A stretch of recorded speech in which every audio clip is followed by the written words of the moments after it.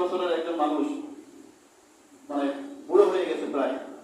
সে সময় তিনি আশা করলেন, এখানে কামনা করলেন মিনাসলিহীন একজন সৎ পুত্র, নেক পুত্রের কামনা করলেন, যেটা আসলে বর্তমান সময়ে কামনা করাটা অনেকটাই আমরা মনে করি বিধা। কিন্তু আল্লাহ তাআলার কাছে কামনা করলে আল্লাহ যদি কাউকে ইচ্ছা করেন তাহলে তিনি বুড়ো বয়সে দিতে পারেন কি পারেন না বলেন দেখি? আল্লাহ তাআলার কাছে কি কোনো বয়সের সমস্যা আছে? আল্লাহ তাআলা তো মরিয়ম আলাইহিস সালামের গর্ভে যেমন ঈসা আলাইহিস সালামকে দিয়েছিলেন পুরুষ ছাড়াই, আল্লাহ তাআলা চাইলে সবই সম্ভব, কুন ফায়াকুন বলেই হয়ে যায়। ইব্রাহিম আলাইহিস সালাম এক পুত্র সন্তানের একটা আশা করলেন, আল্লাহ তাআলা বললেন ফাবাশশারনাহু বিগুলামিন হালিম। আল্লাহ তাআলা সুসংবাদ দিলেন তাকে একটা নেক সন্তানের, পুত্র সন্তানের। 86 বছর বয়সটা কর, সুবহানাল্লাহ। আজকের যুগে আমরা দেখি মানুষ সন্তান চাওয়ার জন্য মাজারে যায়, আর কোথায় কোথায় যায়, তাবিজ কবজ করে। এইসব শিরকি কর্মকাণ্ড আমরা আজকে যুগে করতে দেখি। খবরদার এসবের কাছে যাবে না, আল্লাহ তাআলার কাছে যাবে। আপনাকে তো আল্লাহ তাআলাই দিবে। যারা শিরকি কাজের সাথে জড়িত হন তারা তো জানেন যে শিরক হচ্ছে যুলমুল আউযীম, এটা সবচেয়ে বড় জুলুম। এটা কখনো আল্লাহ তাআলা মাফ করবেন না। তো এদিকে আমাদের যাওয়া যাবে না। পরে আল্লাহ তাআলা বলছেন বিসমিল্লাহির রহমানির রহিম, ফালামা বালাগা মা'হুস সায়া, যখন এই ইসমাঈল আলাইহিস সালাম তার হাজেরা আলাইহিস সালামের গর্ভে আসলো এবং সে যখন ভূমিষ্ঠ হওয়ার পর মা'সা মানে যখন তিনি হাঁটাচলার বয়সে উপনীত হলেন, 13 বছর বয়স এখানে বর্ণনা করে বলছেন, তখন বলতেছেন ইব্রাহিম আলাইহিস সালাম কওলা, ইব্রাহিম আলাইহিস সালাম বললেন ইয়া বুনাইয়া ইন্নী আরা ফিল মানাম, হে পুত্র ইন্নী আরা ফিল মানাম, আমি স্বপ্নে দেখতেছি বা স্বপ্নে দেখলাম, আন্নী আসবাহুকা, আমি তোমাকে জবেও করতেছি, আমি তোমাকে কুরবানি করতেছি। ফানজুর মাযা তারা, এবার তুমি বলো যে তোমার মতামত কি? সন্তানকে জানতে চাচ্ছেন, সন্তানের কাছ থেকে শুনতে যাচ্ছেন যে ইসমাঈল এবার তোমার মতামত বলো, আমি তো স্বপ্নে দেখলাম তোমাকে কুরবানি করার জন্য আমাকে দেখানো হলো, এবার তুমি বলো তোমার মতামত কি? একটা 13 বছরের বাচ্চাকে যদি এরকম বলেন আপনারা বাবারা, তাহলে সন্তান কি উত্তর দেবে চিন্তা করেন। আর ইনি কেমন ব্যক্তি ছিল, তার পুত্রে আল্লাহ তাআলা কিরকম নেক সন্তান দিলেন, গোলামিন হালিম বলা হচ্ছে এখানে। হ্যাঁ, এখানে কিরকম সন্তান তাকে আল্লাহ তাআলা দিলেন সেটা প্রমাণ এখানেই আল্লাহ তাআলা ইব্রাহিম আলাইহিস সালাম সেদিনই পেয়েছেন। পরবর্তীতে ইসমাঈল আলাইহিস সালাম বললেন ইয়া আবা ইফআল, ইয়া আবা, হে আমার পিতা, ইফআল, আমার ঠিক আছে, আপনি অবশ্যই পালন করুন। আপনাকে যে স্বপ্ন দেখানো হয়েছে, আপনাকে যে ব্যাপারে আল্লাহ তাআলা আদিষ্ট করেছেন, আপনাকে স্বপ্ন দেখানো হয়েছে মানে এটা নিশ্চয়ই ওহী নাযিল হয়েছে আপনার মধ্যে, আল্লাহ তাআলা আপনাকে নিতে দিচ্ছেন। সুতরাং ইসমাঈল আলাইহিস সালাম 13 বছরের বাচ্চা বলছেন যে আপনি অবশ্যই পালন করুন। পরে বললেন যে মা তুমারু, যে অবশ্যই আপনি আমাকে মানে আপনি পালন করুন। সাতাজিদুনি ইনশাআল্লাহ মিনাস সাবিরিন, সাতাজিদুনি, যে আপনি অবশ্যই পাবেন, ইনশাআল্লাহ যদি আল্লাহ চান, মিনাস সাবিরিন, মানে ধৈর্যশীলদের মধ্যে আপনি আমাকে পাবেন। তাহলে এখানে পুরো এক বাক্যেই সে প্রমাণ দিয়ে দিল যে সে যে নেক সন্তান চেয়েছিল, আল্লাহ তাকে সুযোগ্য একজন নেক সন্তান দিয়ে দিয়েছেন। ইব্রাহিম আলাইহিস সালাম বুঝতে পারলেন যে এই সন্তান তো আলহামদুলিল্লাহ, তার মানে তার সন্তান যে পরবর্তীতে নবী হবে সেটা তো তখন তিনি বুঝতে পারলেন।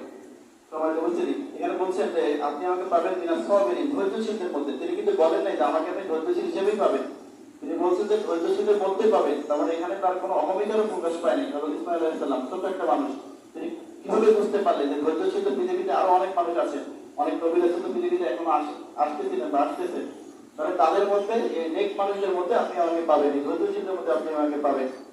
পরে পরবর্তীতে বলা হচ্ছে বিসমিল্লাহির রহমানির রহিম, ফালাম্মা আসলামা ফাতাল্লাহু লিল জাবিন, ফালাম্মা আসলামা, পরবর্তীতে যখন পিতা এবং পুত্র উভয়ে যখন আনুগত্যশীল হলো এই জবের ব্যাপারে, জবের ব্যাপারে আগ্রহ প্রকাশ করলো এবং জবেও করার জন্য প্রস্তুতি নিল বা জবেও করার জন্য অলরেডি সন্তানকে শোয়াই দিল। বর্ণনা তো আসছে এরকম, সন্তানকে ঠিক করে না শোয়া তাক করে শোয়াইছেন যাতে তার সন্তানের মুখ দিতে না হয়, পিছন দিক থেকে নিজ দিক থেকে ছুরি চালাবেন এই জন্য। তো তারপর যখন তাকে এভাবে শুয়ে দিয়ে জবাইয়ের জন্য মানে ছুরি চালাবেন, এমন অবস্থায় আল্লাহ তাআলা কি করলেন? আল্লাহ তাআলা বললেন ওয়ানাদাইনাহু আইয়া ইব্রাহিম, আল্লাহ তাআলা ডাক দিয়ে বললেন, নাদা, যেটা আমরা ডাক দিয়ে বললেন, আইয়া ইব্রাহিম, হে ইব্রাহিম, কদ সাদ্দাকতা রুইয়া, তুমি তো তোমার স্বপ্ন বাস্তবায়ন করে ফেললে। কদ সাদ্দাকতা রুইয়া, তোমাকে যে স্বপ্ন দেখেছিলাম, সাদ্দাকতা, তুমি তো সেটাকে সত্যে পরিণত করলে, বাস্তবায়ন করে ফেললে। ইন্না কাযালিকা নাযিল মুহসিনিন, আল্লাহ তাআলা বলেন যে এভাবেই আমি আমার সৎকর্মশীল ব্যক্তিদেরকে নাযিল মানে পুরস্কৃত করে থাকি। কি পুরস্কারটা দিয়েছিল দেখেন, তার সন্তানকে আল্লাহ কুরবানি দিতে বললেন, তার মানে তার সন্তানকে আল্লাহ তাআলা জবাই করেন নাই, সন্তানের পরিবর্তে আল্লাহ তাআলা অন্য কিছু কুরবানি করেছেন এবং তাকে যে সম্মান দিলেন, তাকে যে সৎকর্মশীলদের মধ্যে অন্তর্ভুক্ত করলেন, এটি আল্লাহ তাআলা ঘোষণা দিলেন এবং পরবর্তীতে বললেন ইন্না হাযা ওয়াল বালাউল মুবিন, যে নিশ্চয়ই এটা একটা ছিল সুস্পষ্ট পরীক্ষা। পরে বলছে ওয়াফাদাইনাহু বিযিকরিন আযীম, যে আমি ওয়াফাদাইনা মানে ফিদিয়া হিসেবে, উপকার হিসেবে, পুরস্কার হিসেবে বিযিকরিন আযীম, এই যে জবর করার যে একটা রীতি ইব্রাহিম আলাইহিস সালাম ঘটালো, যে এইটার ফিদিয়া হিসেবে অর্থাৎ ইসমাঈল আলাইহিস সালামের ফিদিয়া হিসেবে আমি পরবর্তী যুগে কি করলাম, এরকম একটি জবের নিয়ম আমি প্রচলিত করে দিলাম। আল্লাহ তাআলা সেটা পরবর্তীতে আবার বলছেন ওয়াতারাকনা আলাইহি ফিল আখিরিন, যে পরবর্তী যুগের জন্য, যাতে পরবর্তী যুগে এই যে আমরা আজকে কালকে যে কুরবানি করব, এরকম আমাদের মতো আরো যারা ভবিষ্যতে আসবে এবং অতীতে যারা বিবেচনা করতে এসেছে, এটা পরবর্তী যুগের লোকেরা এইভাবে যে কুরবানি করবে, আল্লাহ তাআলা বলে যে আমি এরকম একটা রীতিনীতি নির্ধারণ করে দিলাম। সুবহানাল্লাহ। সেই তখন সেখান থেকে আমরা আজকে যে কুরবানি কালকে কুরবানি করব, সেখান থেকে আসছে এইভাবে আমাদের মাঝে। আপনারা ইতিহাস আগে থেকে জানেন। তো ইব্রাহিম আলাইহিস সালাম এমন একটা নবী ছিলেন, যেটা আমরা প্রথমে বলছিলাম যে হযরত আদম আলাইহিস সালাম থেকে ইব্রাহিম আলাইহিস সালাম পর্যন্ত নবী আসছে মাত্র 10 থেকে 12 জনের মতো। আর হযরত ইব্রাহিম আলাইহিস সালাম থেকে হযরত মুহাম্মদ সাল্লাল্লাহু আলাইহি ওয়াসাল্লাম পর্যন্ত নবী আসছে প্রায় 1,24,000-এরও বেশি। সুবহানাল্লাহ বলবেন না?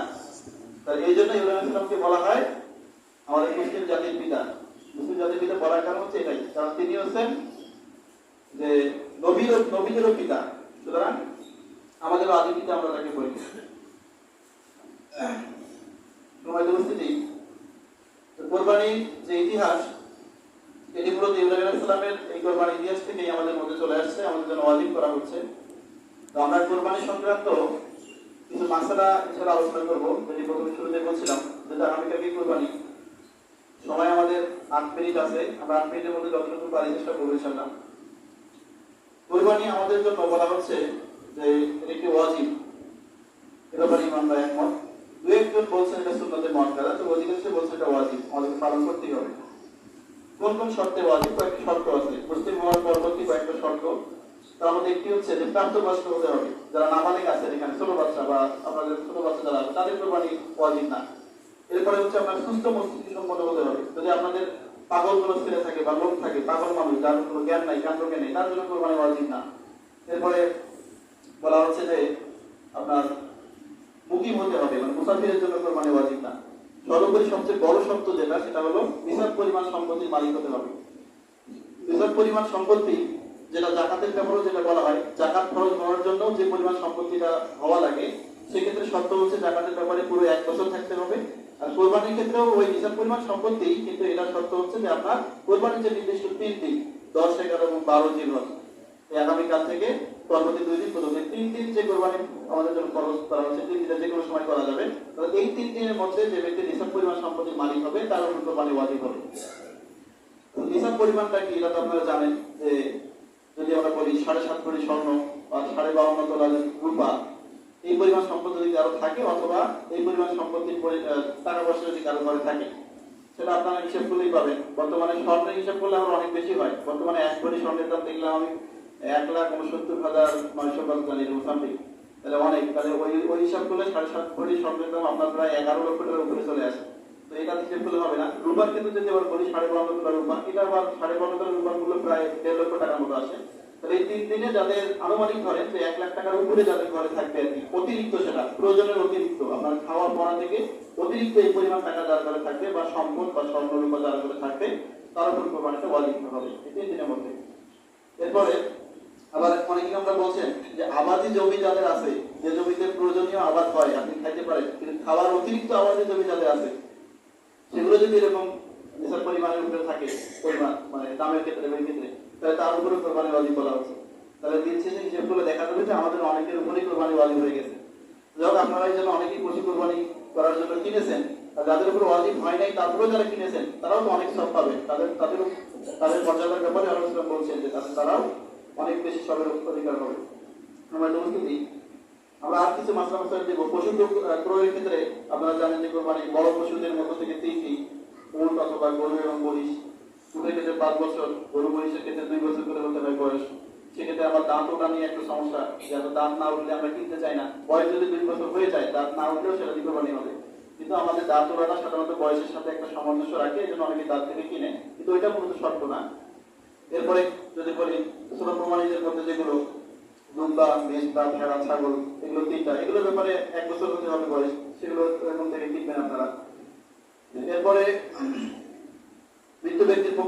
কোরবানি করা যাবে, আপনারা করবেন। মৃত্যুব্যক্তির পক্ষ থেকে কোরবানি করা নফল হিসেবে আসছে। আল্লাহ রাসূল সাল্লাল্লাহু আলাইহি ওয়াসাল্লাম যখন দুনিয়া থেকে চলে গেলেন তখন আলী রাদিয়াল্লাহু আনহু যতদিন বেঁচে ছিলেন তিনি আল্লাহ সাল্লাল্লাহু আলাইহি ওয়াসাল্লামের পক্ষ থেকে কোরবানি করতেন। কোরবানি করার সময় আপনারা একটা জিনিস ভুল করেন, বা আমরা অনেকে করি, যে অমুকের নামে নামে কোরবানি দিই আমরা, যে অমুকের নামে তমুকের নামে। নামেই কথাটা বলবেন না, এটা বললে কিন্তু শিরক হয়ে যাবে। কোরবানি হবে কার নামে বলেন দেখি? আল্লাহ তাআলার নামে হবে। বলবেন যে অমুকের পক্ষ থেকে, আব্দুর রহমানের পক্ষ থেকে, হ্যাঁ, আবুল কালামের পক্ষ থেকে, নাম ধরে বলবেন, যে পক্ষ থেকে বলবেন, নামে নামে বলা যাবে না। আল্লাহর নামে একমাত্র কোরবানি দিতে হবে। আল্লাহর নাম ছাড়া যদি কোরবানি দেয় তাহলে কোরবানি হবে, ওটা হারাম হয়ে যাবে। তো এই ভুলটা আমরা করবো না, আমরা বলবো পক্ষ থেকে।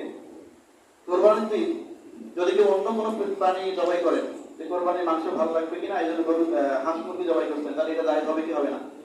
ওরা বলছেন যে সমস্যা নেই, আপনারা হাঁস মুরগি অন্যান্য কিছু জবাই করতে পারেন, কিন্তু কোরবানির মর্যাদা অনেক বেশি। ওটা দিয়ে আপনাকে সকালের দুপুরের খাবারটা বলছে যে অর্ধেক দিন রোজা থেকে কোরবানির মাংস দিয়েই, মানে সকালের খাবারটা একদম খাওয়া, এটাই সুন্নাত। আল্লাহ রাসূল সাল্লাল্লাহু আলাইহি ওয়াসাল্লাম করছিলেন। কোরবানির মাংস দীর্ঘদিন থেকে খাওয়া যায় কি না যায়, এটা একটা